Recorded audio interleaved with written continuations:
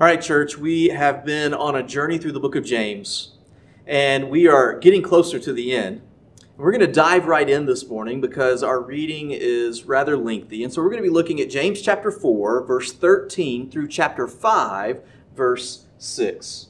So he says, "Now listen, you who say, today or tomorrow we will go to this or that city, spend a year there, carry on business, and make money. Why, you do not even know what will happen tomorrow. What is your life? You are a mist that appears for a little while and then vanishes.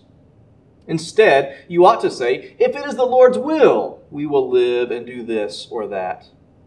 But as it is, you boast in your arrogant schemes. All such boasting is evil.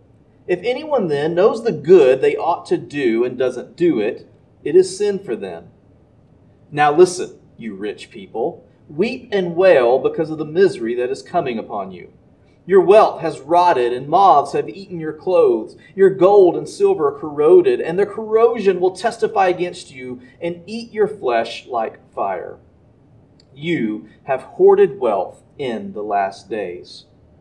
Look, the wages you failed to pay the workers who mowed your fields are crying out against you. The cries of the harvesters have reached the ears of the Lord Almighty. You have lived on earth in luxury and self-indulgence. You have fattened yourselves in the day of slaughter. You have condemned and murdered the innocent one who was not opposing you." So someone once said that the only guarantee in life is death. Of course, someone came along later and added to that, well, the only guarantees in life are death and taxes. But we're going to stick with the first one.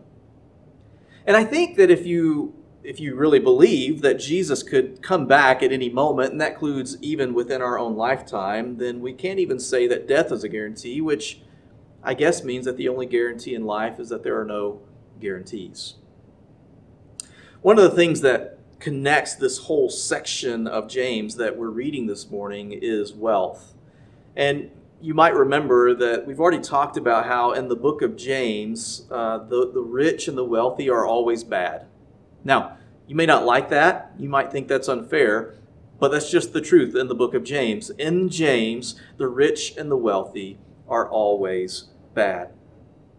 Now, some have argued pretty strongly that James at times is addressing non-Christians in this book, and they use chapter 5, verses 1 through 6 as an example when he says, "Now you rich people." And they suggest that he's in that moment talking to the rich non-Christians who are oppressing the poor Christians. But I've always found it a little strange to think that James would be writing this Christian letter to churches, to Christians, and also be addressing non-church members or non-Christians in that letter. There are other scholars who suggest, well, James is so deeply embedded in the Jewish heritage and tradition that it's possible that he's writing to both Messianic Jews, Jews who believe in Jesus, and then the traditional Jews. And that in that context, the traditional Jews would have still been wealthy and rich because they would have not had a reason to not be wealthy and rich anymore. But that the Messianic Jews, those that were once traditional Jews but believed in Jesus, that they would have been oppressed and ostracized from the Jewish community and therefore would have been poor. And so when he's talking to the rich, he's talking to the traditional Jews, and when he's talking to the poor, he's talking about the Messianic Jews. I don't know. I don't know if that's really the case. I'm not real sure that it really matters. I think what really matters is that James is addressing people of wealth, whether they are Christian or not. James is talking to the wealthy. He's talking to men and women, whether they are Christian or not, but most likely probably Christian. He's writing to these men and women who conduct business and make a profit. And so again, wealth is what connects this entire section of James that we're looking at. So he says, like in chapter 4, verse 13, he talks about those who will say, today or tomorrow, we're going to go to this city or that city, and we're going to make a profit. He also says in chapter 5, he talks about the rich people and talks about those who are hoarding their wealth. So again, all of this that we just read is all on this theme of wealth and riches. So Scripture is full of warnings about wealth, right? Scripture is full of warnings about riches, although it's not just riches in themselves that are necessarily bad, but rather it is the trust that we place in those riches or how we view those riches. So, for instance, you get a text like Proverbs where he says, those who trust in their riches will fall, right? It's not the riches that are bad, but it's those who trust in those riches. It's the trusting in that leads to the fall. Or take Paul in 1 Timothy. For the love of money is a root of all kinds of evil. Some people who are eager for money have wandered from the faith and pierced themselves with many griefs, right? It's the love of money. It's those who are eager for that money. And so the Hebrew writer says, keep your lives free from money. No, he says, keep your lives free from the love of money. So I think this would be a good time to have a discussion moment. And so what I'd like you to do is pause this video, and I would like you to spend some time discussing this. Is the love of money just a temptation for the rich and the wealthy? And then spend some time explaining your answer, whether yes or no. Again, is the love of money just a temptation for the rich and the wealthy? Explain your answer. Pause the video, spend some time discussing this, and come back.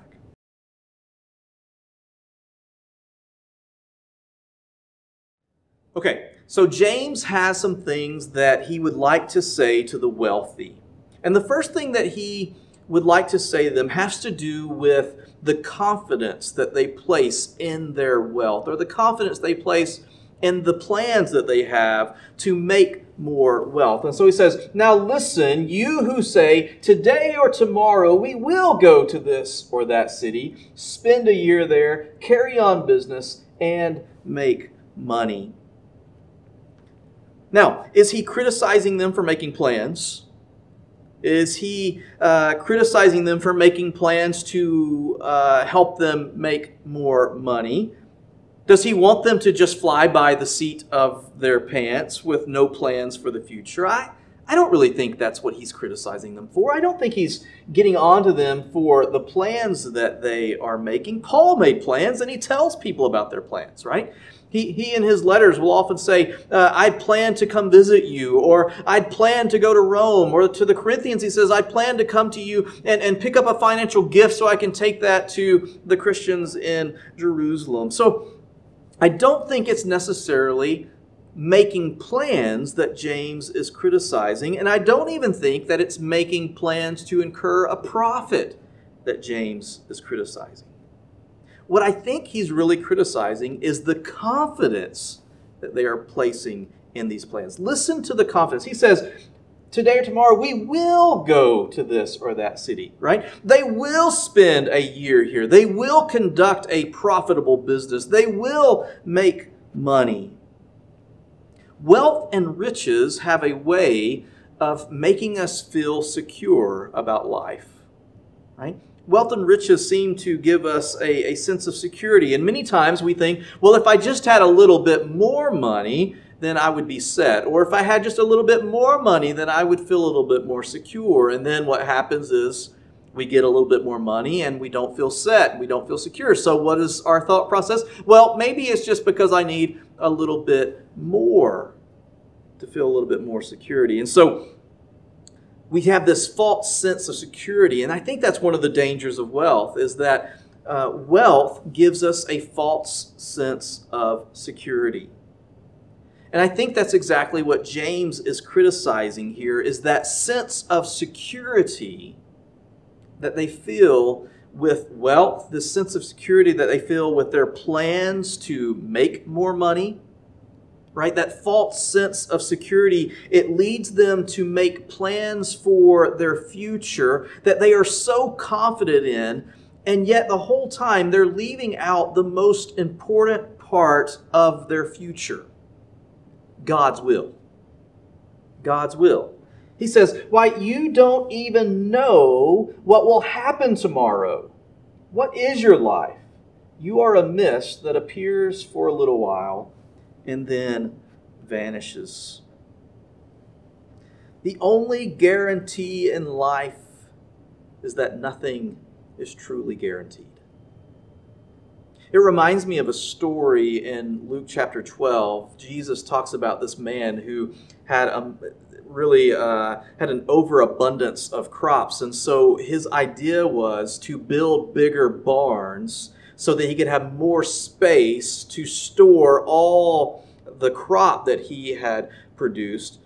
And then he said, now I'm set. Now I'm secure for the next couple of years. So why don't I just take life easy and eat and drink and be merry? And then Jesus says, that man lost his life that night. That man lost his life. What happened to that wealth? What happened to that overabundance of crops that he'd built bigger barns to store all of them in? Tomorrow is never promised. And all of his wealth went to waste because he had a false sense of security. You do not know what will happen tomorrow. So, do we just not make plans? I don't think that's the point. I think the point James is trying to make is that when you make plans, factor God into the equation. When you make plans, factor in the unexpected plans of God. He says, instead, you ought to say, if it is the Lord's will, we will live and do this or that. If it is God's will, right? We can make plans, but factor in the unexpected plans of God that may be different than your own plans. Factor in the movements of the Spirit that we don't expect. People of faith are people who live open to the plans of God that may be different than our own. People of faith are people who live open to the movements of the Spirit in our lives that take us in unexpected places. Remember, I mentioned earlier that Paul talks a lot about the plans that he makes, but if you ever go back and read all of those moments where he talks about his plans, he almost always follows it up with, if it is God's will. So when he leaves Corinth in Acts 18 and 21, he says, but as he left, he promised, I will come back if it is God's will. 1 Corinthians 4, he tells them, I will come to you very soon if the Lord is willing. And in Acts 16, he talks about all these places that he wanted to travel, but he was prevented from doing so because he believed God had different plans for him, because the Spirit had different plans for him. So being open to God's will and being open to plans being different than our own, Paul was always open to the Spirit taking him to unexpected places.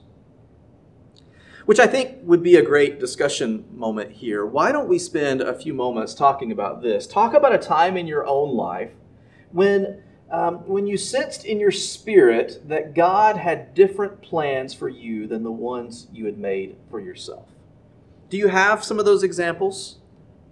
A time in your life where you'd made plans, but something changed those plans, or you went a completely different direction, and in that moment you really sensed, or maybe looking back on it, you really sensed through the eyes of faith, you know what, I think that was God having a different set of plans for me.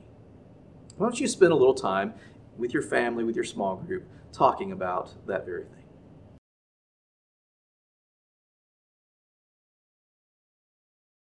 Okay, so wealth has a way of sometimes taking God out of the equation. Again, one of the dangers of wealth. It gives us that false sense of security. We feel secure in our plans. We feel secure in our wealth, and we leave God out of the equation. But James reminds us to be a people who do not place our trust in our wealth, but that rather we place our trust in the will of God. And here, I believe, is his big point. As it is, you boast in your arrogant schemes. All such boasting is evil. As it is, you boast in your arrogant schemes. Some translations, I think, don't really capture the point here. You may have a translation, if you're following along in your own Bible, that says something like, as it is, you boast and you brag, as if it's boasting and bragging that James is criticizing them for. But I don't think James is really getting onto them for boasting in and of itself. He's not criticizing them for that. He's criticizing them for boasting in something they should not be boasting in. That word boast is a Greek word that just means to place confidence in. And we're actually told to boast, right? We're told to boast in the Lord. Boast in the hope of the glory of God, Paul says in Romans 5 and verse 2. He tells the Corinthians in 1 Corinthians 1, he says, let the one who boasts boast in the Lord. Or in 2 Corinthians chapter 12, he says, I will boast all the more gladly about my weakness, because he knew that in his weakness, that's where the power of Christ came out. And so boasting in and of itself is not a bad thing. And I don't think James is criticizing them for boasting just in general, but rather it's what they're boasting in, what they're placing their confidence in. They're placing their confidence in their arrogant schemes. They're placing their confidence in that false sense of security that wealth brings about. And James says, all such boasting is evil. All such boasting is evil. Okay, so we move on. And this line, I will be honest with you, it can seem a little out of place. It can seem a little out of context. He says, if anyone then knows the good they ought to do and doesn't do it, it is sin for them. That's actually the last verse in chapter 4. And I think one of the reasons it might seem a little out of place or out of context, at least for me, is because of the chapter breaks, which would not have been in the original Bibles, right? In the original scripts of these texts. Because they didn't have chapter breaks and verse numbers and all of that. Ending chapter 4 with these words makes it feel like this text should go with what all came before it, about the boasting in our arrogant schemes and all these other things, but I'm not really sure that's the best way to read this. I think Paul continues his thought on into chapter 5 when he says, okay, if anyone then knows the good they ought to do and doesn't do it, it is sin for them. That's the end of chapter 4. Chapter 5 starts, now listen, you rich people, weep and wail because of the misery that is coming on you. Your wealth has rotted, and moths have eaten your clothes. Your gold and silver are corroded. Their corrosion will testify against you and eat your flesh like fire. You have hoarded wealth in the last days. Look, the wages you failed to pay the workers who mowed your fields are crying out against you. And the cries of the harvesters have reached the ears of the Lord Almighty. You have lived on earth in luxury and self-indulgence. You have fattened yourselves in the day of slaughter. You have condemned and murdered the innocent one who was not opposing you. Okay, so most often when James is talking about doing good, he's talking about deeds of mercy, deeds of benevolence, deeds of grace. We've already looked at that. Deeds of hospitality. We've already looked at that in another sermon. And I really think, I'm convinced that James is continuing his thought. Again, when he goes back to, if anyone then knows the good they ought to do and doesn't do it, it is sin for them. I'm convinced he's still thinking about the wealthy, but he's changing his focus a little bit, and he's not thinking now about their arrogant boasting and the plans and the schemes that they've been making, but rather now he's talking about what they are doing with their wealth. And he says that they've lived in luxury, while their poor workers have been cheated out of their pay and they're struggling to get through life. He says that they've cheated those workers by not paying them their proper wages and oppressing them.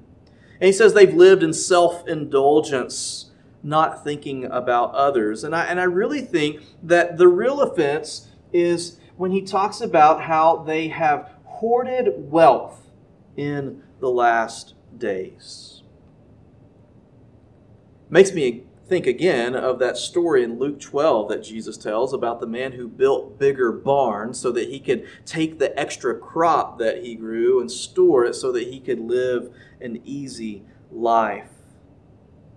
James here says that they are hoarding their wealth, right? Selfishly stockpiling it all for themselves, hiding it, storing it away for themselves. They're amassing this wealth so that they can use it for themselves. That word hoarded is such a nasty word. Such a nasty word. And while they're hoarding this wealth for themselves, they have people all around them, maybe even their own brothers and sisters in Christ. They have people all around them who could really use some help from the wealth that they are hoarding for themselves. Right? They could really have some good done in their lives with the wealth that the wealthy are hoarding for themselves.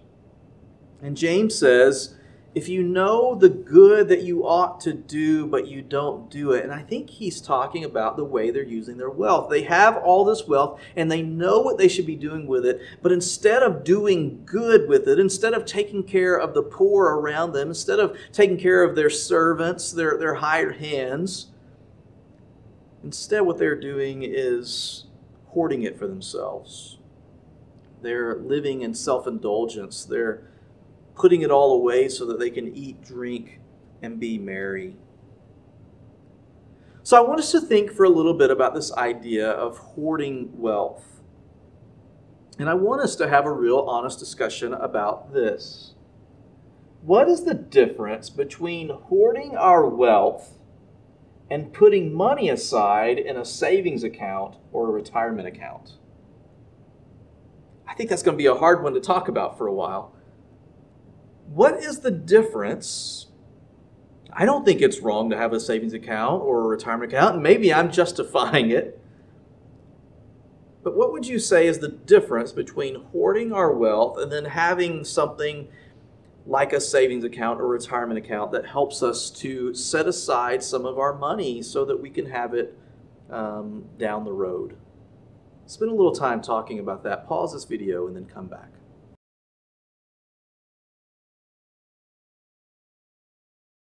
Okay, so tomorrow is never promised.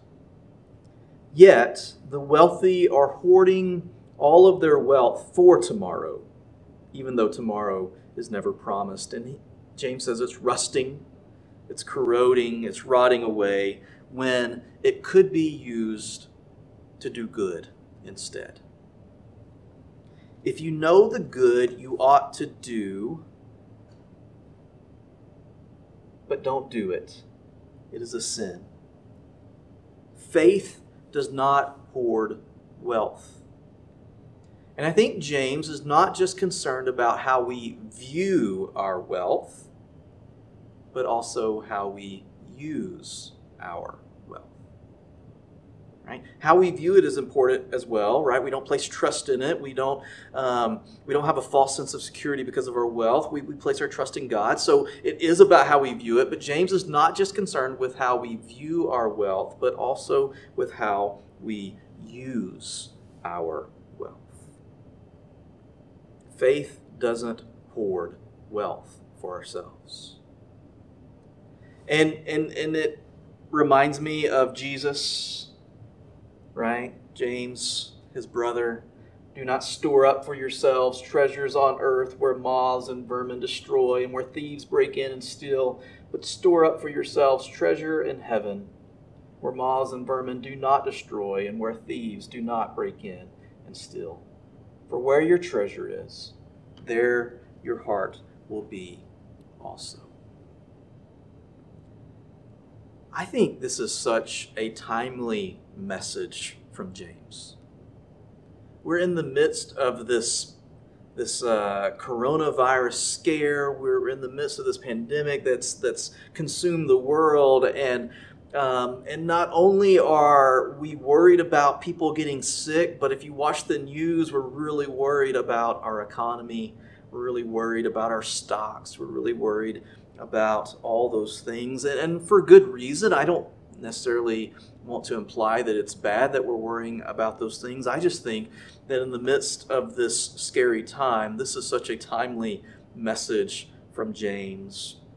When we are fretting and worrying about the economy and anxiety over our retirement plans and our stocks, more so than we want to admit, we place great confidence in our wealth.